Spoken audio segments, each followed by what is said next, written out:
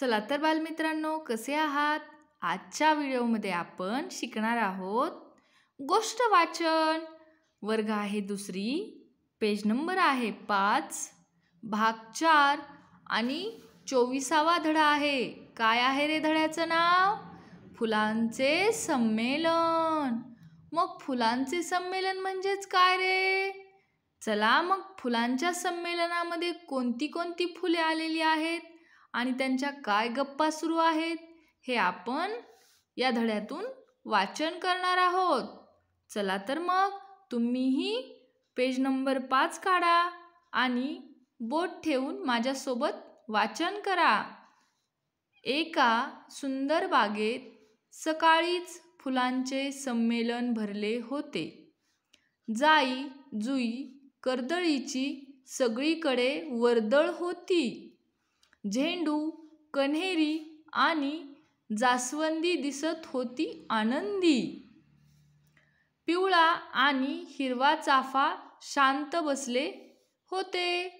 पांढरा मोगरा स्वच्छ सदरा घालून इकडून तिकडे फिरत होता. सगळ्यांच्या स्वागतासाठी तळ्यातले कमळ डोलत होते. निशिगंधाच्या वासाने वातावरण प्रसन्न झाले होते. कोणाकोणाला निशिगंधाची फुले आवडतात? सगळ्या बागेत फुलांच्या सुगंधाने फुलपाखरांना आमंत्रित केले होते. खूपच छान. फुलपाखरं म्हटल्यानंतर तर सगळ्यांनाच आवडतात. एवढ्यात एका फुलपाखराने संदेश आणला. चला चला, फुलांचा राजा आला. चला स्वागताला. कोण असेल बरं फुलांचा राजा? सगळी फुले सावध झाली. आपापल्या जागेवर ताठ उभी राहिली. मग गुलाबाच्या लाल टपोऱ्या सुंदर फुलाचे ऐटीत आगमन झाले. कोणाचे ऐटीत आगमन झाले? गुलाबाच्या फुलाचे. बागेतल्या उंच कट्ट्यावर गुलाबराजे बसले. सगळीकडे शांतता पसरली. सदाफुलीने छान गाणे म्हटले. झेंडूने गोष्ट सांगितली. फुलपाखरांनी नाच करून दाखवला. निशिगंधाने गुलाबरावांचे स्वागत केले.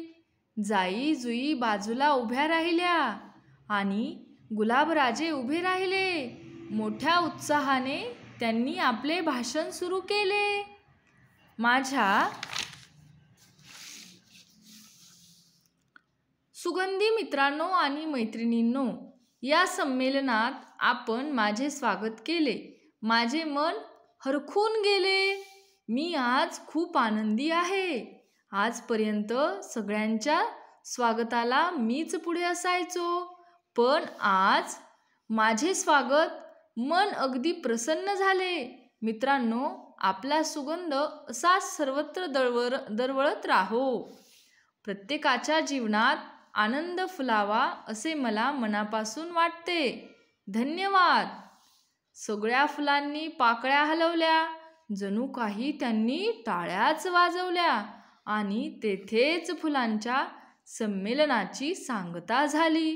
सांगता झाली म्हणजेच काय तर शेवट झाला. अनन्याला अचानक जाग आली आणि पाहते तो काय, तिच्या वाढदिवसाला सगळ्या मैत्रिणी हातात वेगवेगळी फुले घेऊन आल्या होत्या. लेखक आहेत बाळकृष्ण मुरलीधर बाचल.